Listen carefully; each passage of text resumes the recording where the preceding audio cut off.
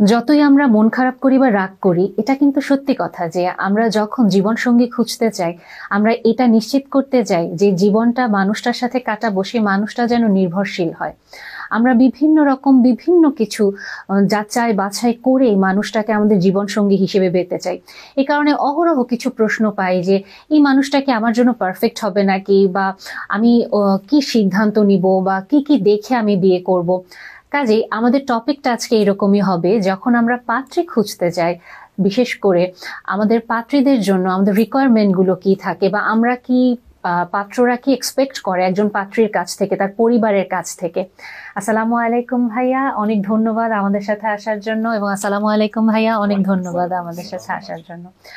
So আমি যদি আপনাদের কাছে প্রথমে একটু প্রশ্নটা ছুড়ে দিতে চাই যে আমরা সাধারণত বিয়ের জন্য যখন আস্তে আস্তে করে নিজেকে প্রস্তুতি নেই, কিভাবে ঠিক প্রস্তুতিগুলো নেই, বা কখন আসলে একজন ছেলে এটা অনুভব করেন যে আমি একজন জীবন সঙ্গী চাচ্ছি, এবং তার প্যারেন্টসকে সে কিভাবে বলে। কারণ অনেক সময় বর্তমানে এটা একটা কমন স্ট্রাগল যে আমি বিয়ে করতে চাই কিন্তু আমার বাবা মাকে আমি ঠিক বলতে পারছি না। বাবা মা হয়তো ভাবে যে আমার ছেলে এখনো অনেক ছোট, হয়তো আর একটু স্ট্যাবলিশ হবে তারপরে। সো এটা আসলে আপনার জার্নিটা আমি যদি একটু জানতে চাই যে কখন আপনি নিজেকে আস্তে আস্তে প্রস্তুত করেছেন, বলেছেন যে আমি এখন বিয়ে করতে চাই, আমি এখন পাত্রী খুঁজবো বা দেখো। আমরা একটা নির্দিষ্ট এজে আমরা প্রত্যেকে কিন্তু একটা বায়োলজিক্যাল নিড ফিল করি যে আমাদের আসলে এই মুহূর্তে একজন পার্টনার দরকার। পাশাপাশি হচ্ছে এটা একটা মানে মানসিক ব্যাপারও যে আমাদের মানে কারোর সাথে এঙ্গেজ হইতে হবে। তো এই বিষয়টা আসলে বাবা মার সাথে শেয়ার করার যে জার্নিটা, সেটা সবসময় আসলে এত সহজ হয় না এই জন্য, কারণ বাবা মার সাথে আমাদের রিলেশনশিপটা অনেকের ক্ষেত্রে একটু ফর্মাল, অনেকের ক্ষেত্রে লজ্জাবোধ কাজ করে। তো সেই ক্ষেত্রে আমার মনে হয় যে জিনিসটা অনেকের ক্ষেত্রে ভায়া হয়ে যায়, হয়তো হয় কারো কাজিনের মাধ্যমে যাচ্ছে, বা হয়তো বা ফ্রেন্ডদের মাধ্যমে আব্বু আম্মুর কাছে পৌঁছাচ্ছে। কিন্তু আমার মনে হয় যে বাবা মার সাথে মানে আমাদের সন্তানদের যে রিলেশনশিপটা, এটা ডাইরেক্ট হওয়াটাই মানে বেটার। তো সেই ক্ষেত্রে মানে ছোটোবেলা থেকে যখন আব্বু আম্মুরা আমাদেরকে মানে গ্রুম করেছেন, তখন ফর্মাল রিলেশনশিপের পাশাপাশি ইনফর্মাল যে রিলেশনশিপটা, সেটাও আমার মনে হয় যে বিল্ড আপ করে নিলে যে কোনো সিচুয়েশনে শেয়ার করা ইজি হয়, সেটা বিয়ের ক্ষেত্রেই হোক বা জীবনের অন্যান্য সিচুয়েশনগুলোই হোক না কেন। থ্যাংক ইউ ভাই, এটা আসলে ঠিক কথা যে আমরা প্যারেন্টসরা আমাদের বাচ্চাদের সাথে তো অবশ্যই একটা সুন্দর সম্পর্ক রাখবো, এবং এটাও আসলে আমাদেরকে মাথায় রাখতে হবে যে আমাদের জন্য বিয়েটা সহজ করা উচিত বর্তমান যুগে। কারণ আমরা যদি এটা চিন্তা করি আমার ছেলে স্ট্যাবলিশ হবে, সে 35 বা 30 বছর বয়সে যাবে, এটা হয়তো অনেকের জন্য অনেক পেইনফুল হয়ে যায়। বাট আপনার কথাটা ঠিক যে মানসিক একটা নিড থাকে, একটা ফিজিক্যাল নিড থাকে। খুব স্বাভাবিকভাবে একজন ছেলে হয়তো এটা লজ্জার বশে বলতে পারেন না বা ভয়ের বশে বলতে পারেন না। আমি ভাই আপনার জন্য একটু কঠিন করে একটা প্রশ্ন করি। অনেক সময় তো দেখা যায় যে একজনকে পছন্দ করছি, কিন্তু বাবা মাকে আসলে কিভাবে বলবো, আমি আমার পছন্দ মতো পাত্রী ঠিকই খুঁজে পেয়ে গিয়েছি, কিন্তু বাবা মার পছন্দ মতো বউ সে হবে কিনা, বা আসলে কিভাবে বাবা মার সাথে কমিউনিকেট করা যায় পাত্রী নির্বাচনের বিষয়টা, বা আমার লাইফটা আমি সেটেল করতে চাই, এই ব্যাপারটা আপনি কিভাবে বলবেন, কিভাবে চ্যালেঞ্জ গুলো ফেস করে আপনার জেনারেশনের মানুষরা, যদি বলেন। থ্যাংক ইউ আপু, খুব important question, at the same time tough. এটা এক কথায় যদি আনসার দিই তাহলে সেটা হচ্ছে যে পুরো বিষয়টা হচ্ছে ইন্টারনালাইজ করার একটা বিষয়। কারণ মানে আমার মনের মতো কাউকে আমি পাচ্ছি, এটার মানে মনের মতোর কোনো শেষ নাই, কারণ এটার কোনো ফিক্সড প্যারামিটার নাই। আবার বাবা মা কী চাচ্ছেন এটারও কোনো ফিক্সড প্যারামিটার নাই। দুইটার মাঝখানে থেকে আসলে আমার বুঝতে হবে যে আমার ফ্যামিলি ভ্যালুস, আমার সোশ্যাল ভ্যালুস, আমার রিলিজিয়ন বা আমার সব কিছুর সাথে কম্প্যাটেবিলিটি ম্যাচ করে এরকম কিছু মানে আমি প্লেস করতে পারবো। বা তখন আমি যখন মনে হবে যে আমি এরকম কাউকে মনে হচ্ছে যে শি ইজ সামওয়ান যাকে কিনা এরকম ম্যাচড হয় অনেকটা আমার সাথে, সেটা আমার ফ্যামিলি ভ্যালুজ অ্যান্ড সব কিছু মেনটেন করে, তাহলে আমার মনে হয় তখন দেরি করা উচিত না। বা তখন আরও ওয়েট করে আপনার এটাকে আরও প্রলং করে কারণ যত আমি প্রলং করবো আমার সামনে অপশন তত আসতেই থাকবে, এবং আমার প্রতিদিন এই ভালো লাগা এটা চেঞ্জ হইতে থাকবে, বিকজ এটা হিউম্যান সাইকোলজিরও একটা পার্ট। সো আমার মনে হয় যে ওই টাইমটাতে একটু ফিক্সড হয়ে বা একটু স্টেবল হয়ে, যদি আমি ফাইন্যান্সিয়ালি কিছুটা সলভেন্ট থাকি, ভালো ফ্যামিলি থেকে বা ফাইন্যান্সিয়ালি সলভেন্ট একটা ফ্যামিলি থেকে বিলং করলে বাবা মাকে এটা মেসেজটা দেওয়া যায়। তবে হ্যাঁ, এখানে কয়েকটা ফ্যাক্টরস আমার মনে হয় কাজ করে। সেটা আপনার যদি আমি অনগোয়িং স্টাডিতে থাকি, স্টাডিরও কিছু ফেজ আছে। সো আবার ফ্যামিলির মধ্যে দেখা যায় যে আবার যদি অন্যান্য ভাই বোন থেকে থাকে, সো এই বিষয়গুলোকে মাথায় রাখাটাও দরকার। বাট যদি এরকম কাউকে আমি পেয়ে যাই যে আমার মনে হয় যে সে ইজ গুড ফর মি, তাহলে আমার মনে হয় এটা ওপেনলি বলে দেওয়া উচিত। তাহলে বাবা মাও প্রসেস করতে সুবিধা হয় ওনাদের জন্য, যে হয়তোবা আমার ছেলেটা বা আমার মেয়েটা মানে এইরকম একটা ডিসিশনে আসতে চাচ্ছে, সো ওনারা মেন্টালি প্রিপেয়ার্ড হতে পারে এবং ওরা পরের স্টেপটা নেওয়াতে হেল্প করতে পারে, বিকজ ওরা লাইফের এই এক্সপিরিয়েন্সটা ওদেরও হয়েছে, বা ওরা তখন রিলেটিভসদের সাথেও কথা বলতে পারে, বা সব কিছু মিলিয়ে জিনিসটা ওদের মাথায় ইনপুট দেওয়াটা ইম্পর্টেন্ট আর কি আমার মনে হয়।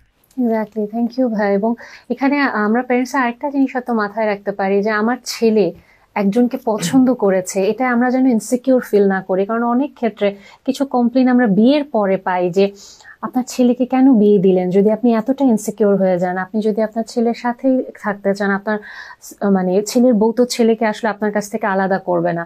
সো আমাদের কাছে এই জিনিসটাও যেন মাথায় থাকে যে আমার ছেলের গ্রোথের জন্যই তার লাইফে তার বিয়েটা ইম্পর্টেন্ট, যেখানে আমার ছেলে একটা ফ্যামিলি বিল্ড করবে, নিজের একটা সংসার এসে আস্তে আস্তে গড়ে তুলবে, এবং আমি নতুন আরেকটা পরিবার পাবো আমার ছেলের মাধ্যমে।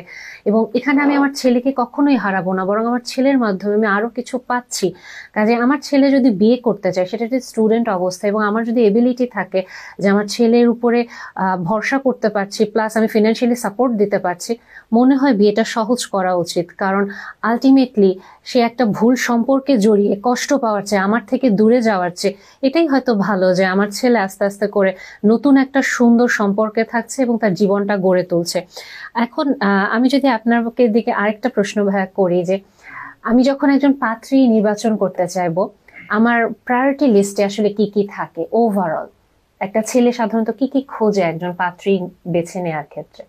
আমরা ছেলেরা যখন হচ্ছে কোনো আসলে পাত্রী নির্বাচন করতে যাই, ছেলেদের ক্ষেত্রে দেখা যায় কি ফার্স্ট প্রায়োরিটি লিস্টে অনেক সময় ম্যাক্সিমাম ক্ষেত্রে থেকে যায় কি মানে সৌন্দর্যটা, বাহ্যিক যে সৌন্দর্য, সেটা ইনার সৌন্দর্যের চেয়ে বাহ্যিক সৌন্দর্যটা বেশি প্রায়োরিটি দেওয়া হয় আর কি।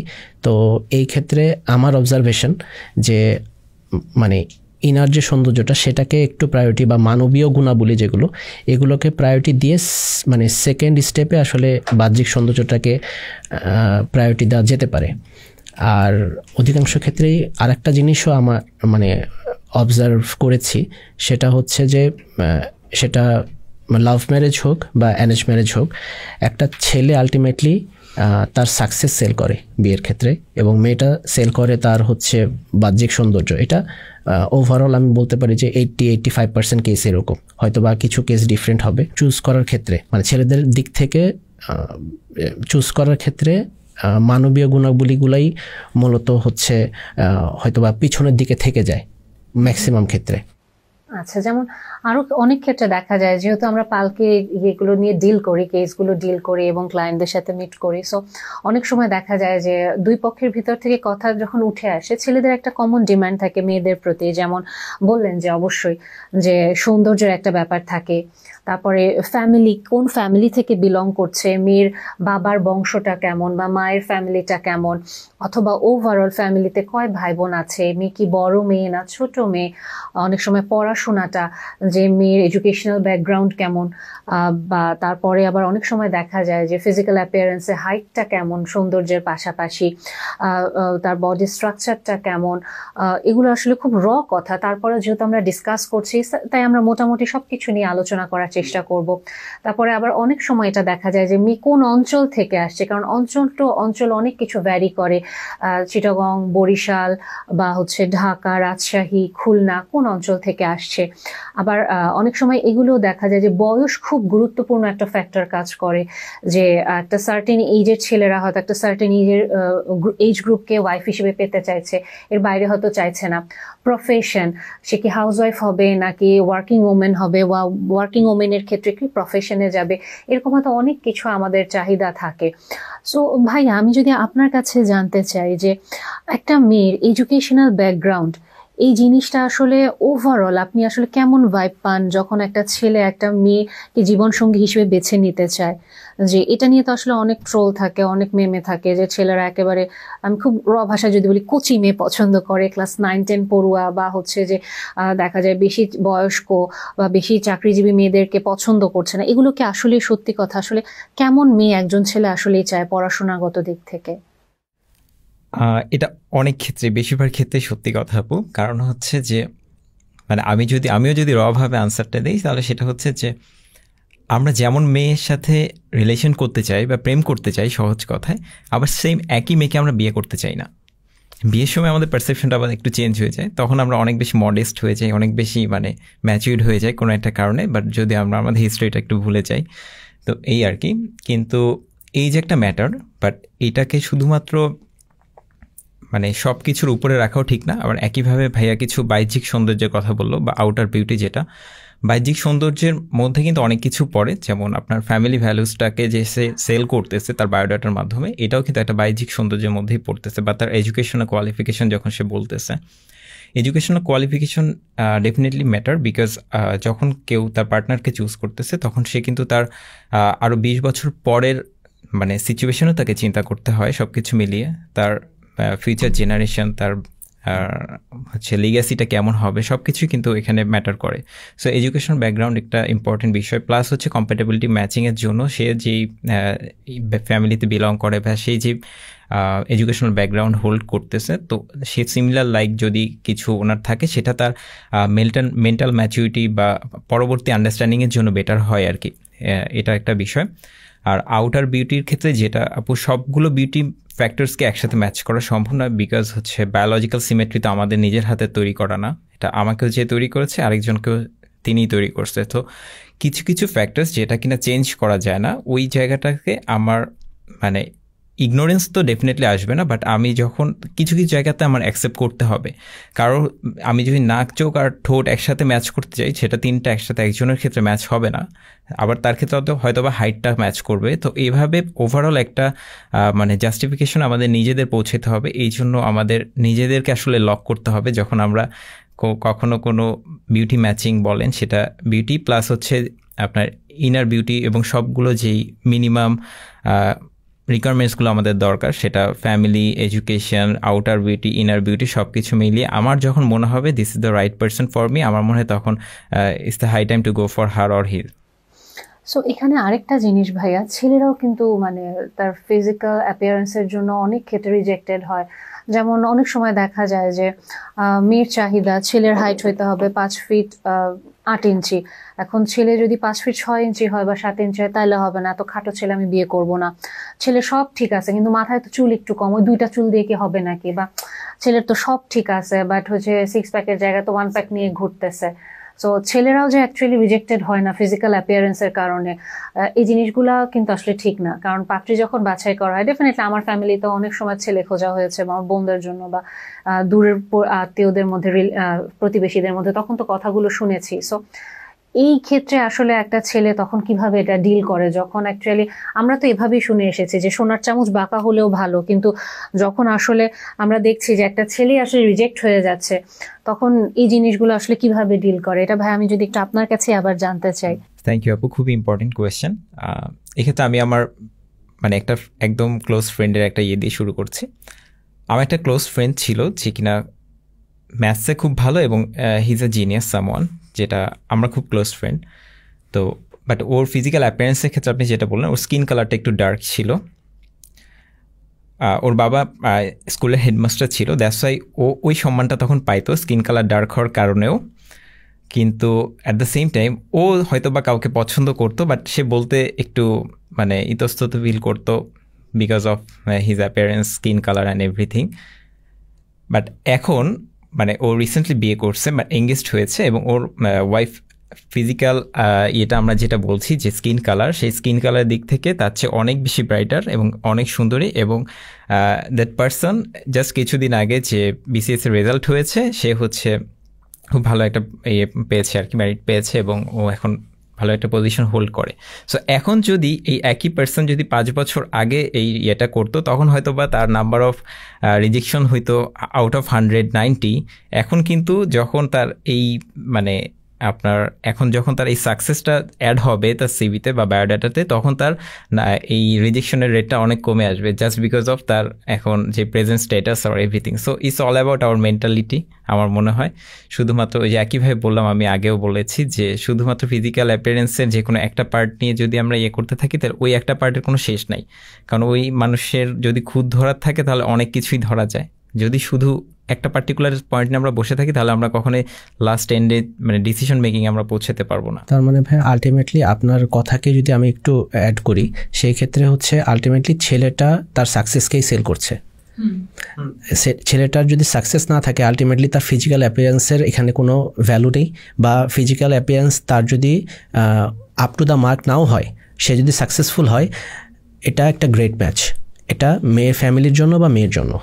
হ্যাঁ, কিন্তু এটাই আমি বললাম, পারসেপশনও কিন্তু ম্যাটার করে। কারণ মেয়েটা যখন তার সাথে এঙ্গেজ হয়েছে তখন কিন্তু রেজাল্ট পাবলিশ হয় নাই, এবং সে কিন্তু জানতো না যে সে বিসিএসে ভালো র্যাঙ্ক করবে। সো তখন ইন দ্য মিন টাইম সে কিন্তু বিসিএস এর প্রিপারেশনও নিচ্ছে না, এমন না। সো বিসিএস এর প্রিপারেশন নেওয়া শুরুই হয়েছে ওর এঙ্গেজমেন্টের পরে থেকে। এটা একটা পার্টিকুলার কেস, কিন্তু মানে মেজরিটি অফ কেস আমরা যেটা দেখি যে মানে একটা ছেলে সাকসেসফুল না, কোনো মেয়ে বা মেয়ের ফ্যামিলি তার মানে ফিজিক্যাল অ্যাপিয়ারেন্স যতটাই ভালো হোক না কেন, সেখানে আসলে মেয়েটাকে বিয়ে দিতে চাইবে না বা বিয়ে দেওয়া হয় না। কথাটা আসলে ঠিক, এটা আমি বুঝতে পারছি, কিন্তু এটাও ঠিক যে অ্যাকচুয়ালি আমাদের পারসেপশনটা আসলে কেমন থাকে। সো আমি যদি আসলে মেন্টালিটিটা আমাদের এরকম থাকে যে আমি আমার পার্টনারের লাইফটা যেরকমই হোক না কেন আমি ওর হাতটা ধরবো এবং আমি তাকে রেসপেক্টটা দিব, মানুষের ব্যক্তিত্বটা দেখব, মনটা দেখব, তখন কিন্তু সম্পর্কটা অনেক সুন্দর হয়। কারণ দিন শেষে আসলে আমি তো খুব হাই প্রোফাইল মানে একটা লাইফ লিড করার চেয়ে আমার বাচ্চার বাবা কে হবে বা আমার বাচ্চার মা কে হবে, সে কিভাবে আমার এক্সস্টিং পিরিয়ডটাতে আমাকে ডিল করবে, এটা আমাদের জন্য ইম্পর্টেন্ট। সো ভাইয়া ওটাই আর কি হাইলাইট করছেন। সো ভাইয়া এখানে খুব ইম্পর্টেন্ট একটা পয়েন্ট আপনি নিয়ে আসলেন যে আমরা যদি সবসময় পারফেক্ট ম্যাচ খুঁজতে চাই, এটা আসলে কখনো হবে না। আমাদেরকে একটা জায়গায় জানতে হবে যে কোন জায়গাটায় আমরা ছাড় দিব। মানে আমি সবসময় মুখে বলছি যে না আমি তো আসলে জানি আমাকে একটু ছাড় দিতে হবে, আমাকে একটু অ্যাকসেপ্ট করতে হবে যে আচ্ছা ফাইন এই জায়গাগুলো এরকম হবে না, কিন্তু অনেক ক্ষেত্রে এই জিনিসটা না এরকম হয় যে আমরা মুখে বলছি যে আচ্ছা এটা আমার দরকার নাই হুবহু, আচ্ছা একটা চেহারা এরকম পারফেক্ট হওয়ার দরকার নাই। কারণ কি একটা মেয়ের সার্টেন এজ পরে চেহারা আস্তে আস্তে ভাঙন আসবে। সে যখন সন্তান জন্মদান করবে তার শরীরটা ভেঙে যাবে, বয়স হলে চোখের নিচে বলি রেখা আসবে, চুলগুলো পেকে যাবে। কাজে এক সময়ের দুর্দান্ত দাপটের সাথে চলা সুন্দরী মানুষটাও কিন্তু বয়সের ভারে বলেন, শারীরিক বিভিন্ন পরিবর্তনের কারণে, হরমোনাল কারণে চেহারা ভাঙবে, সবকিছু শরীরও ভেঙে যেতে থাকবে। সো আমরা যখন শুধুমাত্র এই যে বলছি যে সৌন্দর্যটা আমাদের জন্য গুরুত্বপূর্ণ মেয়েদের জন্য, ডেফিনেটলি এটা অনেক ছেলের কাছে এটা খুবই 100%, তাকে ওরকম পার্টনারই বেছে নিতে হবে। কিন্তু পাশাপাশি এটাও তো আমরা অনুভব করছি যে আমরা সবকিছু একসাথে পাবো না, আমাদেরকে কিছু ক্ষেত্রে ছাড় দিতে হবে। আমি হয়তো কখনো ক্যারিয়ারটা ভালো পাচ্ছি যে আমাকে আমার ফ্যামিলি তৈরিতে আমাকে হেল্প করছে ফিনান্সিয়ালি, বা সেই এডুকেশনাল ব্যাকগ্রাউন্ড তার খুব ভালো, সে ইন্টেলেকচুয়ালি অনেক শার্প, সো আমাকে মেন্টাল সাপোর্টটা দিতে পারছে, সেম পেজে থাকতে পারছে, বা সে সবকিছু করেই সিদ্ধান্ত নিচ্ছে আমি একজন হাউস ওয়াইফ হবো, যতই আমি সবকিছু করি না কেন। কিন্তু এগুলো এই যে আমি থামার যে বিষয়টা বললাম যে কোন জায়গাটা অ্যাকচুয়ালি আমার থামতে হবে, এই জিনিসটা কি আসলে বেশিরভাগ ছেলেরা আমরা বুঝতে পারি, নাকি আমরা জাস্ট মুখে বলি যে হ্যাঁ এটা তো আমার কনসিডার করা উচিত, কিন্তু কনসিডার করার ক্ষেত্রে হয়তো বুকের ভেতরটা খচখচ করে ওঠে বা তুলনা চলে আসে, ইস আমার ওই ফ্রেন্ড তো সবকিছু পারফেক্ট পাইছে, আমি কেন পাবো না, কেন আমাকে একটু ছাড় দিতে হবে। এখানে আপু আমার কাছে যেটা মনে হয় যে নদীর এপার থেকে ওপারের দৃশ্যটা আসলে অনেক সুন্দর মনে হয়, কিন্তু যখন আসলে আমরা নদীর ওপারে পৌঁছাই তখন কিন্তু দেখা যায় যে ওই পাশের সিনারিওটাও ডিফারেন্ট। তো আমরা আসলে যে সম্পর্কগুলো দেখি সেগুলো কিন্তু মেজরিটি অফ পার্সেন্টেজ আমরা দেখি সোশ্যাল মিডিয়াতে। তো সোশ্যাল মিডিয়াতে আমরা আসলে ওই জিনিসটাই প্রেজেন্ট করি যেটা আসলে সব থেকে বেস্ট। তো ওইটা দেখে যদি আমরা আসলে জাজ করি বা আমরা যদি এটা ফিল করি যে ওদের খুব সুন্দর সুন্দর ছবি, সুন্দর সুন্দর ভিডিও, দ্যাট মিনস ওরা খুব হ্যাপি আছে, জিনিসটা এরকম নাও হতে পারে। তবে এটা যে হবে না এটা বলছি না, তবে এটা না হওয়ারও একটা পার্সেন্টেজ থেকে যায়। সো এটাই যে আমরা আসলে দেখা যায় মানুষের সাথে অনেক বেশি তুলনা করে ফেলি, কিন্তু এই যে একটা জায়গায় আমাকে ছাড় দিতে হবে, কোন জায়গাটা ছাড় দেওয়া উচিত বা কতটুকু আসলে আমি পাবো কি পাবো না, এটা হয়তো অনেক সময় আমরা মেনে নিই, কিন্তু আমার বাবা মা হয়তো মানতে চাচ্ছে না যে না তুমি তো আসলে বাবা বেস্টটা ডিজার্ভ করো, তুমি কেন এটা ছাড় দিবা। আপনি হয়তো বলছেন যে না আমার পার্টনার যিনি ওনার চেহারা যেমনই হোক ওনার মেন্টালিটি আমার খুব ভালো লেগেছে, এটা আমার সাথে খুব সুন্দর ম্যাচ করছে, কিন্তু আপনার অন্যান্য আত্মীয় স্বজন বা প্রতিবেশীরা বলছেন মেয়ের গায়ের রং তো একটু ময়লা, বা মেয়েটা তো একটু খাটো, তোমার সাথে যায় না, বা তুমি এত ভালো একটা ছেলে তোমার সাথে আসলে ওর ঠিক ম্যাচ করছে না, ওকে একটু মনে হলো রাগী মেয়ে বা একটু উদ্ধত মেয়ে। তো এই সময়গুলোতে আসলে বাবা মাকে কিভাবে বলা যায় বা কিভাবে আপনি বুঝতে পারেন, বা অন্যান্য ভাই আপনার যদি কোনো অভিজ্ঞতা থাকে যে আসলে একটা ছেলে কোন জায়গাটায় ছাড় দিতে পারে আর কোন জায়গাটায় সে অ্যাকচুয়ালি ছাড় দিবেই না, যে না এটা আমার জন্য খুব ভাইটাল, এখানে আমি ছাড় দিব না, বাট এই জায়গাটা আমি ছাড় দিতে পারি, এটা কি মনে হয় ভাই? এখানে আমার মনে হয় যে আপু আমাদের বাবা মার সাথে একটা বিশাল গ্যাপ আছে। হ্যাঁ, ট্র্যাডিশনালি যদি আমরা বলি আমাদের বাংলাদেশ বা সাউথ ইন্ডিয়ান পুরো ইয়েটাতে কমিউনিটিতে আমাদের একটা বিশাল গ্যাপ বাবা মার সাথে। আমি যেই কথাটা যে ভালো লাগাটা শেয়ার করি আমার ফ্রেন্ডের সাথে, সে যতই চাক আমাকে একটা লেভেল পরে আমাকে হেল্প করতে পারে না, জাস্ট বিকজ অফ তার লেস এক্সপিরিয়েন্সের কারণে। সে চাইলেও তার যদি মেরিট স্কোর 10 হয়, সে কিন্তু 11 আমাকে চাইলেও দিতে পারবে না, সে ইদার 10 দিবে অথবা 10-এর কম দিবে। কিন্তু আমরা ওই সাহসটা করে উঠতে পারি না যে বাবা মাকে বলবো। আবার at the same time way of কমিউনিকেশনটাও ডিফারেন্ট হবে বাবা মার সাথে যখন আমরা ডিল করতেছি। ডেফিনেটলি আমি আমার ফ্রেন্ডের সাথে যেভাবে শেয়ার করছি তখন হয়তো শেয়ার করার ইয়েটা চেঞ্জ হবে, তখন অনেক কিছু মাথায় চলে আসে, যেমন আপনি বললেন আত্মীয় স্বজনের বিষয় আছে, বাবা মার চয়েসের বিষয় আছে, সব কিছু। বাট ওই যে আপনি বলছেন আপু যে বেস্ট হবে না, তোমাকে কমেন্ট করলো যে সে তোমার জন্য বেস্ট হবে না, সেটা হাইটের দিক দিয়ে হোক, স্কিন কালার দিয়ে হোক। বাট ওটাই আমি বললাম ফার্স্টে যে মানে বেস্টের শেষ কোথায় এটা কিন্তু আমি জানি না, বা ওনারাও জানেন না যারা বলছেন আর কি। তো বেস্টের লেভেল বেস্টে যে আমাকে একটু থামতে হবে, যে হয়তো বা এইটা আপাতত বিফোর সবগুলো হচ্ছে বেস্ট, সো আমি কি এখন থামতে পারি কি না। আর সেটা বোঝানোর জন্য যে আমার মনে হয় যেটা করা যেতে পারে, প্রথমে বাবা বা মা যার সাথে আমি কিছুটা ফ্রি, অথবা আমার বাসায় যদি ছোট ভাই বোন থাকে, ইভেন তো বড় ভাই বোন বা যে কেউ যারা খুবই ক্লোজ, তাদের সাথে তাদের মাধ্যমে এটাতে যেতে পারে। ইভেন তো কোনো আত্মীয় স্বজনও থাকতে পারে, আমার খালা থাকতে পারে, মামা থাকতে পারে, চাচা থাকতে পারে, ইনাদেরকে দিয়ে অ্যাপ্রোচটা করানো যেতে পারে বাবা মাকে। এবং তাদের মানে চয়েসটাকে আগে জানতে হবে। কিছু কিছু কোনো ফ্যামিলির জন্য তার মাকে হেল্প করার, তার মা বা তার বাবা হয়তো খুঁজছে এমন কাউকে যে কিনা তাদের সাথে থাকবে, একটু ফ্রেন্ডলি হবে। আবার কিছু কিছু ফ্যামিলি চাচ্ছে যে তার ওয়াইফটা বা তার ছেলের বউটা হবে হচ্ছে ছেলের সাথে জাস্ট ভালো থাকলেই হবে, আমাদের সাথে জাস্ট খোঁজ খবর নেবে, সব কিছু করবে এভাবে। তো এক একজনের পারসেপশনটা তো ডিফারেন্ট। সো সেই আর যে ফ্যামিলিতে বড় হয় সে কিন্তু অটোমেটিক্যালি ওই পারসেপশনটাই বিলং করে, ওই ফ্যামিলির স্ট্যাটাসই সে বিলং করে। সো ওই ম্যাচুরিটিটা আমাদের রাখা উচিত, যে রাখা উচিত বলবো না, ঠিক রাখাটা ভালো হবে আমাদের ক্ষেত্রে, যে আমাদের ফ্যামিলি আমাদের যে ভ্যালুসটা ক্যারি করে ওই ভ্যালুজের মোটামুটি একটা যাতে আমি ইন্টারনালাইজ করি, এবং করে যখন আমি কাউকে পাবো এরকম কাউকে আমার সেটা বলে দেওয়া উচিত, যাতে সেক্ষেত্রে আমার নিজের মধ্যে মানে ইনার কনফ্লিক্টটা আমি না ভুগি আর কি। এখানে আরেকটা জিনিস ভাই আপনার কথা থেকে আমার যেটা মনে হলো যে সোশ্যাল স্টেটাসের একটা ব্যাপার, এটাও কিন্তু একটা কমন গ্রাউন্ডে আমরা সাধারণত বলে থাকি যে একটা ছেলে সাধারণত তার চেয়ে হায়ার স্টেটাসের, ফিনান্সিয়ালি বলি বা সোশ্যালি বলি, হায়ার স্টেটাসের কাউকে কি লাইফ পার্টনার হিসেবে নিবে কি নিবে না, বা এটা কি একটা ছেলের ভিতরে ইনসিকিউরিটি ক্রিয়েট করে কিনা। আর এই ইনসিকিউরিটিটা ক্রিয়েট করলে তো আসলে লাইফ পার্টনার হিসেবে আমি যতই মানুষটা ভালো হোক না কেন, একটা পর্যায়ে যদি আমি নিজেকে ছোট মনে করি, আমি হয়তো তার সাথে পুরোপুরি কমিউনিকেট করতে পারবো না, তার পরিবার বা তার গ্রেটার ফ্যামিলির কাছে গেলে নিজেকে সবসময় গুটিয়ে রাখবো, এবং আস্তে আস্তে আমার লাইফ পার্টনারের সাথে আমার সম্পর্কটা তো খুব টক্সিক হয়ে যাবে আমার ইনসিকিউরিটির কারণে। সো এই ক্ষেত্রে এটা আসলে কি মনে করেন ভাইয়া, যে স্টেটাসটা আসলে কতটা ইম্পর্টেন্ট একটা ছেলের জন্য, আসলে কোনটা তার জন্য উচিত? স্ট্যাটাসের কথা যদি বলি, সেক্ষেত্রে ছেলেরা স্বাভাবিকভাবেই তার সমপর্যায়ের একটা স্ট্যাটাসকেই স্বাভাবিকভাবে পিক করে থাকে, যদি না আসলে তার অন্য কোনো আসলে ইন্টেনশন থেকে থাকে। তো কারণ সে যদি তার থেকে, একটা ছেলে যদি তার থেকে হায়ার স্ট্যাটাসের কোনো মেয়েকে পিক করে, এটা হয়তোবা এটা তার জন্য আমি ফিল করি এটা হয়তো লোভের একটা বিষয় হতে পারে। তবে সামঞ্জস্যপূর্ণ হয় কি, আপনার দুইটা ফ্যামিলি যদি আসলে সেম স্ট্যাটাসে না হয়, ওই মেয়েটা যখন আসলে এই ছেলেটা বাসায় আসবে, দুইটা ফ্যামিলির আন্ডারস্ট্যান্ডিং লেভেল এবং একটা ক্রাইসিস মোমেন্টে ওই মেয়েটা গত 20 বা 25 বছর যেভাবে চিন্তা করে এসেছে, 25 বছর পরে যখন সে অন্য একটা ফ্যামিলিতে আসলো, তখন কিন্তু সে আসলে দেখছে যে এখানকার চিন্তা করার মানে সিনারিওটা ডিফারেন্ট, এরা চিন্তা করছে একটু ভিন্নভাবে, তখন তার জন্য এটা অ্যাডজাস্ট করতে ঝামেলা হবে। এবং ছেলেটাও গত মানে 25 বছর যেভাবে আসলে চিন্তা করে এসছে, তো মেয়েটার ফ্যামিলিতেও যখন তাকে যাওয়া আসা করতে হবে বা কমিউনিকেশন রাখতে হবে, সে তখন দেখবে যে তাদের আন্ডারস্ট্যান্ডিং লেভেল বা দৃষ্টিভঙ্গিটা একটু ডিফারেন্ট। তখন আলটিমেটলি এটা আসলে খুব একটা ভালো ম্যাচ হয় বলে আমার মনে হয় না আর কি। তো সেই ক্ষেত্রে আমার মনে হয় যে সামঞ্জস্যপূর্ণ, দুইটা ফ্যামিলির সামঞ্জস্যপূর্ণ একটা স্ট্যাটাস মেনটেন করা উচিত। আচ্ছা, থ্যাংক ইউ ভাই। এখানে আরেকটা জিনিস যেটা যে বর্তমানে মেয়েদের বয়স নিয়ে মেয়েরা আর কি অনেক ক্ষেত্রে ছেলেরা মানে ফেস করে থাকে।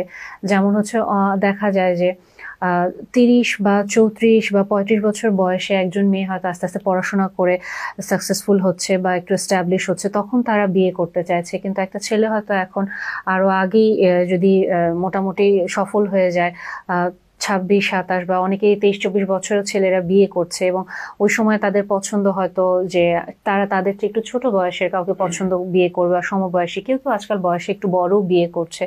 সো এই যে এইজ ডিফারেন্সটা বা এই এইজ গ্যাপটা বা কিরকম আর কি ছেলেরা আসলে কোন বয়সে মেয়েদেরকে পছন্দ করছে, এটা যদিও আমি একটু আগে আবার করেছি, বাট এই যে এডুকেশনালি তার এস্টাবলিশ হওয়া বা সে ক্যারিয়ারের দিক থেকে এস্টাবলিশ হওয়া, এবং তার যে একটু বয়সটা বেড়ে গেল এবং তখন আসলে সে বিয়ের জন্য নিজেকে প্রস্তুত করছে, ওই সময় আসলে ছেলেরা বিয়ের জন্য আসলে এরকম মেয়েদেরকে কিভাবে দেখছে বা কিভাবে জিনিসটা আসলে চিন্তা করছে যে এরকম হাইলি এস্টাবলিশ ক্যারিয়ার ওরিয়েন্টেড একজন মেয়ে যার কিনা বয়সটাও একটু বেশি, সো ছেলেদের আসলে এই পার্সপেক্টিভটা কি আর কি পাত্রী হিসেবে এদের জন্য? এটাও একটা সিগনিফিকেন্ট নাম্বার অফ মানে বয়েস, এটা একটা ডিমান্ডই থাকে যে তাদের ওয়াইফ অনেক সাকসেসফুল হবে। সাকসেসফুল ইন ডেফিনেশন অফ যে হায়ার স্টাডিজে মাস্টার্স কমপ্লিট থাকবে, বা সে হয়তো বা কোথাও একটা সেটেলমেন্টে থাকবে, ভালো একটা জবের প্লেসমেন্ট থাকবে তার। সো তখন তো definitely age around 30, near about 30 বা অ্যাবাভ 30 হবেই এটা। আবার যেই গ্রুপটার আপনি বলছেন যে একটু মানে একটু কম বয়স গ্রুপকে পছন্দ করছে, ওদের হয়তো পারসেপশনটা এমন যে ওই মেয়েটাকে সে যেই ইয়েটা পার করে এসছে, লেসে যে ছেলেটা মাস্টার্স কমপ্লিট করেছে আর মেয়েটা ব্যাচেলর পড়ছে বা ব্যাচেলর লাস্ট এন্ডে আছে, তখন তার এটা থাকে যে এই মোমেন্টটাতে সে বিয়ে করলে তাকে এই স্টেপগুলো যেহেতু সে পার করে আসছে, তার সাথে সে ম্যাচিংটা তার ভালো হবে, এরকম একটা ইয়ে থাকে। আবার অনেকের আরেকটা পারসেপশন এরকম থাকে, আমি যেটা দেখেছি যে ওই এইজের মেয়েরা কম্পারেটিভলি সুন্দর হয় বায়োলজিক্যাল সিমেট্রি থেকে। তো এখানে আমার একটা ইয়ে কি যে আমি ব্যাচেলরের কারণে আমার কিছু বাইরের ফ্রেন্ডস হয়েছে, তো আমি যদি জাস্ট কয়েকজনে কিছু ইয়ে বলি, আমার একটা রোমানিয়ান ফ্রেন্ড আছে যে কিনা খুবই সুন্দরী ছিল, তো স্টিল নাও আছে। আমি যেটা বলছি যে আমি আরও 5 বছর আগে বা 6 বছর আগে তাকে যেমন দেখেছি, এখন কিন্তু আমার তাকে তেমন মনে হয় নাই। এটা খুব বায়োলজিক্যাল চেঞ্জ বা এটা সব কিছু খুব স্বাভাবিক একটা বিষয়, সেটা আমার ক্ষেত্রেও হবে, আরেকজনের ক্ষেত্রেও হবে, আগে বা পরে হবেই। সো শুধুমাত্র যদি ওই কারণে ছোট কাউকে বিয়ে করার পারসেপশন থাকে যে ছোট হলে সে সুন্দর হবে, তাহলে এটা একটা রং পারসেপশন। কারণ আমি তখন আবার একদিকেই পয়েন্ট আউট করলাম যে আমি শুধুমাত্র তার বিউটিটাকে দেখছি, যেটা কিনা 5 বছর বা 10 বছর বা 15 বছর পরে আবার নষ্ট হবেই বা কমতে থাকবে, বিকজ এটাই সত্যি। কিন্তু তার ইনার বিউটির মধ্যে বা তার যে ইন্টেলেকচুয়াল ক্যাপাবিলিটি, আন্ডারস্ট্যান্ডিং, ম্যাচুরিটি, এই বিষয়গুলোকে মাথায় রেখে যদি মানে স্টেপ আউট করা যায়, তাহলে মনে হয় কম্প্যাটেবিলিটি ম্যাচিংটা ভালো হয়। এবং সেক্ষেত্রে এইজ গ্যাপ কত সেটা ম্যাটার করে না, ম্যাটার করে আমি কতটা সামঞ্জস্য বা আমি তার সাথে কতটা, সেটা ওভারঅল আমার কতটা তার সাথে যায়, সেটাই আসলে ইম্পর্টেন্ট মেন্টাল ম্যাচুরিটির ক্ষেত্রেও, প্লাস আপনার ওভারঅল গোয়িংয়ের ক্ষেত্রে। সো ভাই আপনার এখান থেকে তাহলে আমি একটা জিনিস আর কি মেসেজ তাহলে আমার অডিয়েন্সকে দিতে চাই যে অনেক ক্ষেত্রে আমরা যেটা পাই মেয়েদের ক্ষেত্রে যে আমার বয়স তো আসলে 29 পার হয়ে যাচ্ছে, 28 পার হয়ে যাচ্ছে, 30-35-এর দিকে চলে যাচ্ছে, সো আমি এখন হয়তো ভালো কোনো জীবনসঙ্গী আর খুঁজে পাবো না, আমাকে হয়তো একজন প্রচণ্ড বয়স্ক মানুষ বা ডিভোর্সি কেউ বা উইডো কেউ এরকম কারোর সাথে আমার চলে যেতে হবে। সো এই যে একটা ইনসিকিউরিটি মেয়েদের ভেতরে থাকে, সো আপনি বলছেন যে না, বর্তমানে ছেলেরা এরকম ক্যারিয়ার ওরিয়েন্টেড বা এস্টাবলিশ মেয়েদেরকেও পছন্দ করছে। সো এই যে ইনসিকিউরিটিটা, এটা অ্যাকচুয়ালি আমাদের সোসাইটি আমাদের ভিতরে ঢুকিয়ে দিচ্ছে, বা এই ভয়টা থেকে বের হয়ে আসা উচিত। সোশ্যাল মিডিয়া একটা বড় রোল প্লে করে এখানে। সোশ্যাল মিডিয়া দেখাচ্ছে হয়তো বা যে আপনি ট্রাভেল করতে যাচ্ছেন, হাজব্যান্ড ওয়াইফ খুবই সলভেন্ট, খুব লাক্সারিয়াস কোনো একটা কমফোর্ট আপনাকে শো করতেছে, বাট শো করতে পারছে জাস্ট বিকজ অফ তারা ফাইন্যান্সিয়ালি সলভেন্ট। এবং ফাইন্যান্সিয়ালি সলভেন্ট মিনস হচ্ছে দুই পাশ থেকে সে সাপোর্টটা পাচ্ছে, হাজব্যান্ড অ্যান্ড ওয়াইফ। তো ওয়াইফ যখন সাপোর্ট দিচ্ছে, তার ওয়াইফ একটা ভালো ক্যারিয়ার হোল্ড করে দেখি, সে ফাইন্যান্সিয়ালি সলভেন্ট দেখি, তো আপনি যখন ফাইন্যান্সিয়াল সলভেন্ট, আপনার ক্যারিয়ার সব কিছু যেটা আমাদেরকে বেশি দেখানো হয় সেখানে যাবেন, তখন ডেফিনেটলি আপনার ওয়াইফের এজ বাড়বে বা আপনার পার্টনার এজটা তো বেশি হবেই, তাকে তো একটা লেভেল পরেই ওই জায়গাটাতে পৌঁছাতে হয়েছে ফাইন্যান্সিয়াল স্ট্যাবলিশমেন্টের ক্ষেত্রে। তো এটাই আর কি, আপনি কোন জায়গাতে থামবেন, নিজেকে থামাবেন, এটাই ইম্পর্টেন্ট আমার মনে হয়। এবং আরেকটা যেটা অনেক ক্ষেত্রে যে আমরা দেখি যে ফ্যামিলির বড় মেয়ে বা ছোট মেয়ে বা বাবা নেই এরকম ফ্যামিলিতে ছেলেরা অনেক সময় বিয়ে করতে হেজিটেট করে, তাদের ভিতরে অনেক রকমের দোটানা কাজ করে। এই পার্সপেক্টিভটা কেন ভাইয়া?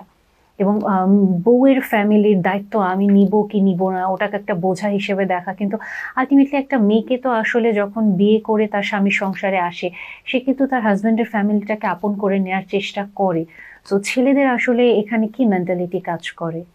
আপু, যখন আসলে একটা ছেলে কোন একটা ফ্যামিলির বড় মেয়েকে বিয়ে করে, তো সেই ক্ষেত্রে এটা মানে অনেকটা এমন, সে হয়তো ফিল করে যে আমি যেহেতু ওই ফ্যামিলির একজন বড় জামাই, তো ওই ফ্যামিলিতে কোনো ছেলে নেই বা তার বাবা নেই, তো আলটিমেটলি হয়তোবা আমাকে ওই জিনিসটা মানে ওই ফ্যামিলিটার রেসপন্সিবিলিটিটাও হয়তো নিতে হতে পারে, কিন্তু সব ক্ষেত্রে এটা আসলে সত্যি না।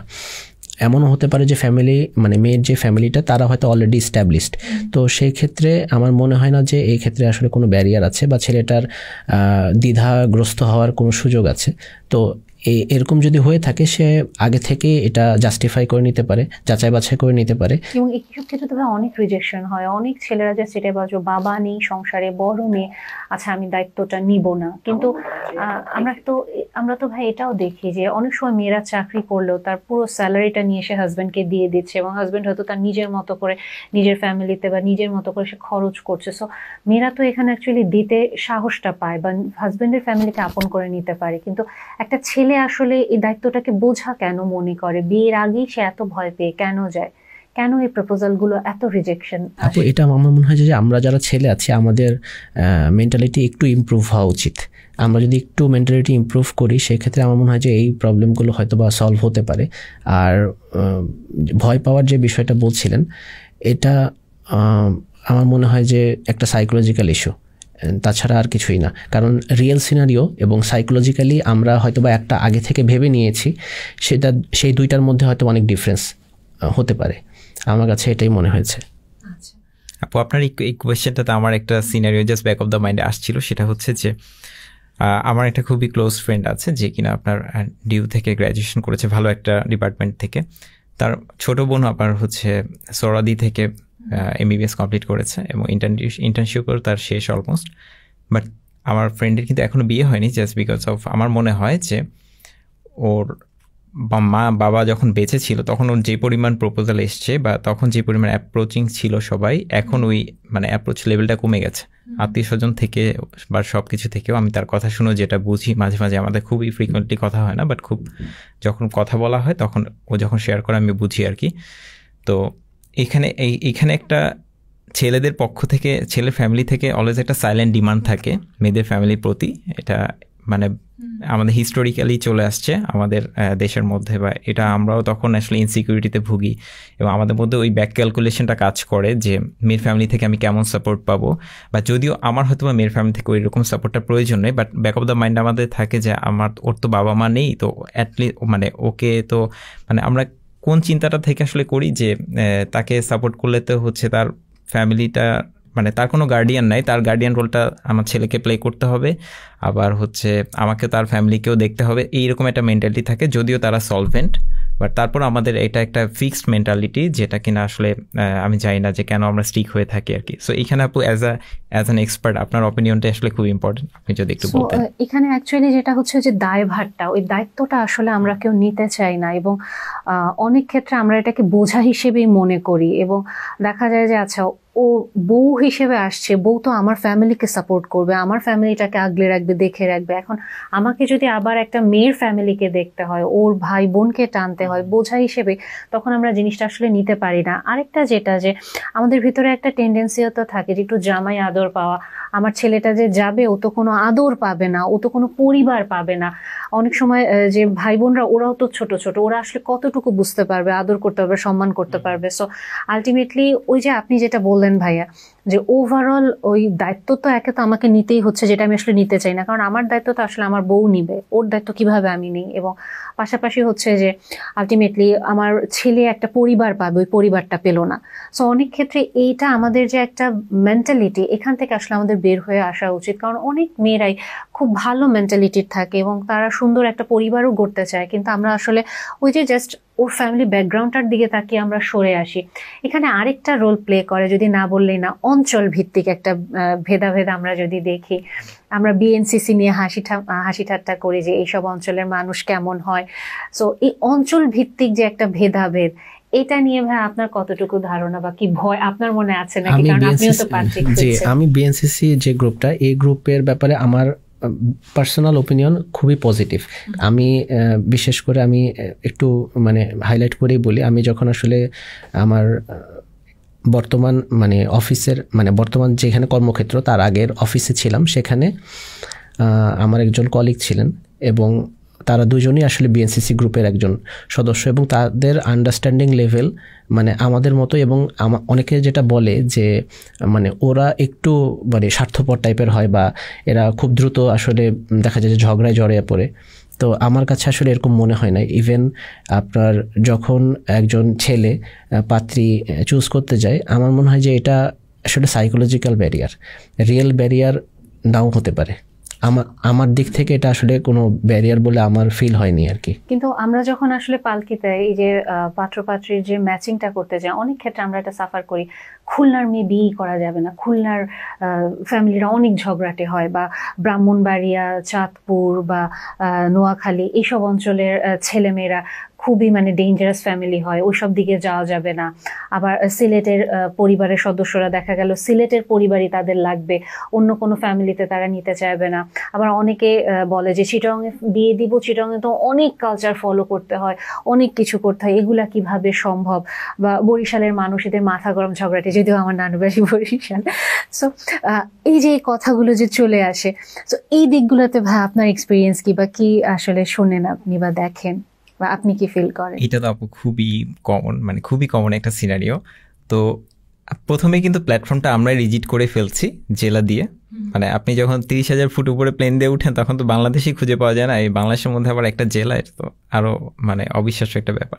সো এনিওয়েজ, তো আমার যেটা মনে হয় আপু যে এটা এই পারসেপশনটা আমাদের বিল্ড হয়ে গেছে এবং এটা একটা মানে একটা জেনারেশনের মধ্যে এটা ঢুকে আছে। সো এই জেনারেশন থেকে বের হতে আসলে আমাদের টাইম লাগবে যদি আমরা নিজেরা ফিল না করি আর কি। মানে হয়তোবা আমরা আমাদের গার্ডিয়ানদেরকে কারেক্ট করাতে পারবো না, এখন ওই টাইমটা নাই, বাট আমরা যদি নিজেরা অ্যাটলিস্ট বুঝতে পারি, সো দ্যাট আমাদের ফিউচার জেনারেশন হয়তোবা এটাতে কম সাফার করবে। এটা একটা এটা আমাদের রাখা উচিত। আর এই জায়গায় আসলে আমাদের অনেস্ট থাকা উচিত।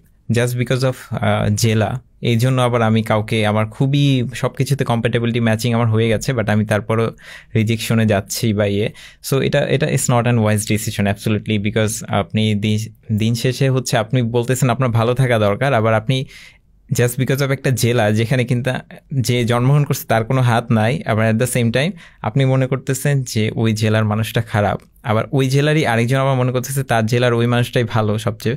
সো এইটার আমি যেটা বলতেছি আপু যে আসলে এইটার কোনো শেষ নাই। এইসব যুদ্ধ যদি লাগাই রাখতেই চাই আমরা, তাহলে অনেক দিক থেকে আমরা এই ওয়ার্ড জাস্ট কন্টিনিউ করতে থাকবো, এটার কোনো শেষ হবে না। সো আমাদের কিছু কিছু জায়গায় আমাদের একটু বুঝতে হবে কোথায় থামা উচিত। আর সেক্ষেত্রে কিছু যদি মানে আমার ওভারঅল জাজমেন্টে না পৌঁছে আমরা ভেতরে খোঁজ নিতে পারি। আমরা অনেকভাবেই তো এখন খোঁজ খবর, আগে যেমন অনেক কঠিন ছিল, এগুলো তো এখন অনেক সহজ। একটা জেলার একটা ব্যাড রেপুটেশন বা একটা এলাকার হয়তো একটা ব্যাড রেপুটেশন আছে বিভিন্ন কারণে, আমি বুঝলাম, বাট ওই পার্টিকুলার ফ্যামিলিটা সম্পর্কে আমি মানে আমরা সময় নিতে পারি, খোঁজ নিতে পারি। তারপর যদি আমার মনে হয় যে এটা ভালো আমার জন্য, তাহলে আমি এটাতে যেতেই পারি, এটা কোনো প্রবলেম থাকা উচিত না আর কি। জাস্ট ওভারঅল ওই রিমার্কসে যে এটা একটা ওই জেলা, পার্টিকুলার জেলা। তখন আরেকটা যদি আমি বলি যে প্রফেশন নিয়ে অনেক সময় দেখা যায় যে ডাক্তার মেয়ে আমি বিয়ে করব, কিন্তু আবার অনেকে বলে যে না ডাক্তার মেয়ে বিয়ে করব না কারণ খুব বেশি ব্যস্ত থাকবে। আবার দেখা যায় যে না আমি হাউস ওয়াইফই বিয়ে করব। এই যে প্রফেশন, হ্যাঁ, সো প্রফেশনে আসলে এটা একজন ছেলে আসলে কেমন একজন পার্টনার পছন্দ করেন এবং প্রফেশনটাকে আসলে কিভাবে তারা প্রায়োরিটাইজ করে? আপু প্রফেশনের ক্ষেত্রে যদি বলা হয় সেক্ষেত্রে ছেলেটা ফিল করে যে যদি সে আসলে হাউস ওয়াইফ হয় তাহলে হয়তোবা সে ফ্যামিলিটাকে খুব ভালোভাবে টেক কেয়ার করতে পারবে, কিন্তু আমার আম্মু একজন মানে গভর্নমেন্ট জব হোল্ডার ছিলেন, এখন উনি রিটায়ার্ড করেছেন। তো আমাদের 3 জনের ফ্যামিলি, আব্বু আম্মু এবং আমি, আমাদের ফ্যামিলিটাকে আম্মু খুব সুন্দর করে গুছিয়ে রেখেছেন এবং আলহামদুলিল্লাহ এখন পর্যন্ত আমরা খুব সুন্দরভাবে জিনিসটাকে মানে মেনটেন করতে পারছি বা খুব সুন্দর আছি। তো এটা আসলে সবসময় সত্যি না যে ওয়ার্কিং ওমেন হলেই জিনিসটাকে হ্যান্ডেল করা যাবে না, এটা ওই পার্সনের ভিতর আসলে ওই জিনিসটা বিল্ড করতে হবে যে আমি আমার ফ্যামিলিটাকে হোল্ড করি, আমার ফ্যামিলির সবগুলো মেম্বারের দায়িত্ব আমার, তো আমি আমার যতটুকু রেসপন্সিবিলিটি সেটুকু আমি প্লে করি। একটা ছেলে তার রেসপন্সিবিলিটিগুলো প্লে করবে, মেয়ে তার রেসপন্সিবিলিটিগুলো প্লে করবে। তো এটা হলে আমার মনে হয় না যে জব বা বিজনেস বা হাউস ওয়াইফ এর মধ্যে কোনো ডিফারেন্স আছে। সে তার জব মানে প্রফেশনাল লাইফটাকে সেপারেট করে ফ্যামিলি লাইফটুকুর জন্য যথেষ্ট পরিমাণ সময় বের করে আমার মনে হয় যেটা ম্যানেজ করতে পারে, এটার জন্য কোনো অসুবিধা থাকার কথা না। আর আরেকটা জিনিস যেটা আমরা হয়তো অনেক সময় প্রফেশনটাকে একটা সোশ্যাল স্টেটাস বা একটা বংশগরিমা হিসেবেও দেখাতে চাই যে আমার ছেলের বউ তো ডাক্তার বা আমার ছেলের বউ তো ইঞ্জিনিয়ার, কিন্তু তারপরেই আমরা বলে যাচ্ছে তোমার পড়াশোনা করা লাগবে না, চাকরি করা লাগবে না, এবার তুমি হাউস ওয়াইফ বা ঘরেই বসে যাও। সো এই জায়গাটাও আমাদের অ্যাকচুয়ালি মাথায় রাখা উচিত যে একটা মেয়ে লাইফ লং পড়াশোনা করে আসছে, তার বাবা মা তাকে করিয়েছেন, এখন যেন হুট করে আমরা এরকমভাবে না সিদ্ধান্ত নেই যে জাস্ট আমার শো অফ করা লাগবে দেখে প্রফেশনটাকে আমি শো অফ করলাম, ওর এডুকেশনটাকে আমি শো অফ করলাম, এখন তুমি বাসায় বসে যাও। এই জায়গাটাতে আমার ধারণা একটা ছেলের ফ্যামিলি যদি বলেও যে তুমি এখন হোম মেকার হয়ে যাও, ছেলেটার অন্তত মেয়েটার সাথে কথা বলে ক্লিয়ার হয়ে যাওয়া উচিত যে মেয়েটা আসলে হোম মেকার হতে চায় কিনা।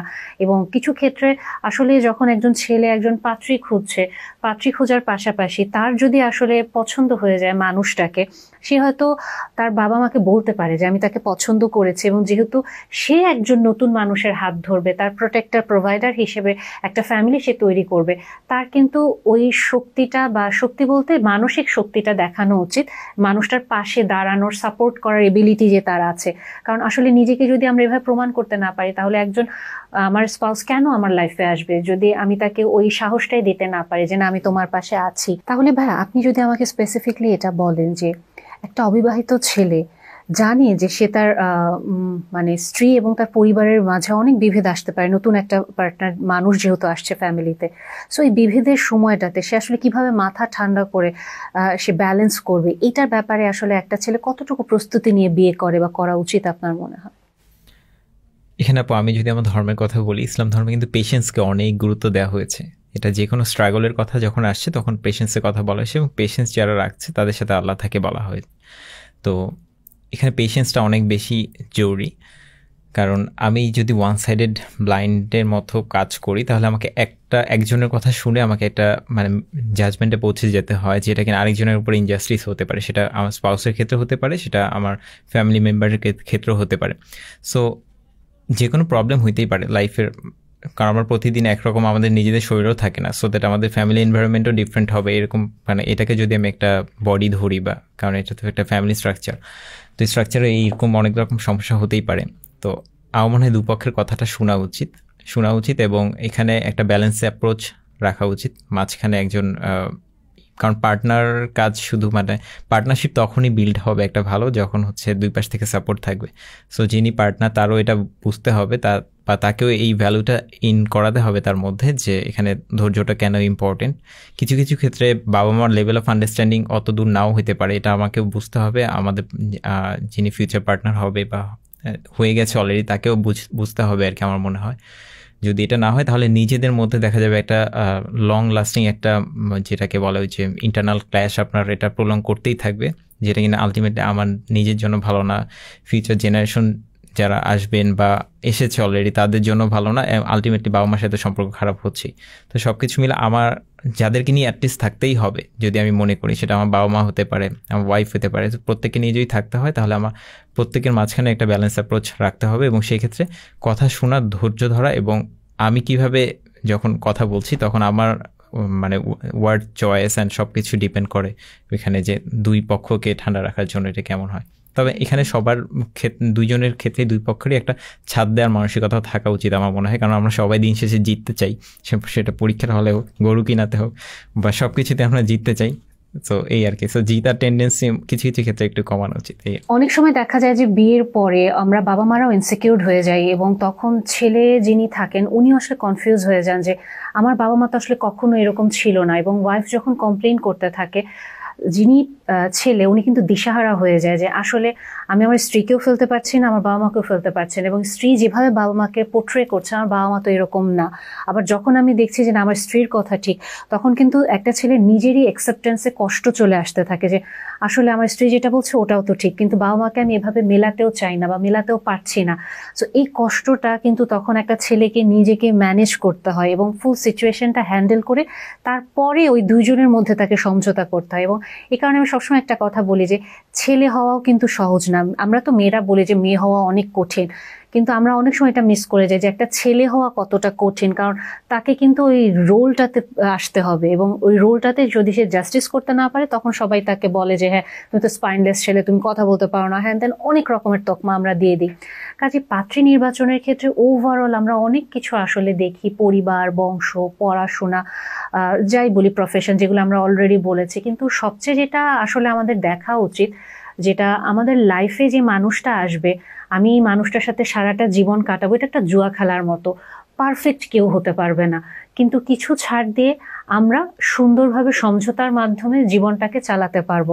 এবং আরেকটা জিনিস যেটা আমরা তো এটা জানি, তারপরেও বলছি যে ফায়ার ক্র্যাকারের চেয়েও সবচেয়ে যেটা বেশি ইম্পর্টেন্ট, এই মানুষটাকে দেখলে আমার শান্তি লাগে নাকি, মায়া আসে নাকি। বাসায় গেলাম এবং পটকা দেখে বিয়ে করলাম, পটকার মতো যদি বাসায় ফুটতেই থাকে আমরা কিন্তু শান্তি পাবো না। সো যখন আমি ওই চক্ষু শীতলতা, শান্তি, মায়া দেখে বিয়ে করছি, বাসায় গিয়ে তখন আমি ওই মায়া, চক্ষু শীতলতা, শান্তি এটাই পাবো। ভাইয়া আপনাদের দুজনকে অসংখ্য ধন্যবাদ আমার সাথে আজকে কথা বলার জন্য, এবং আশা করি এটা অনেক ইনসাইট দিবে আমাদের অডিয়েন্সদেরকে। এবং আপনাদেরও যদি কোনো প্রশ্ন থাকে আপনারা প্লিজ এখানে ড্রপ করতে পারেন, আমরা অবশ্যই এগুলো নিয়ে আলোচনা করব। থ্যাংক ইউ সো মাচ আপু। Thank you so much. Thank you ভাই।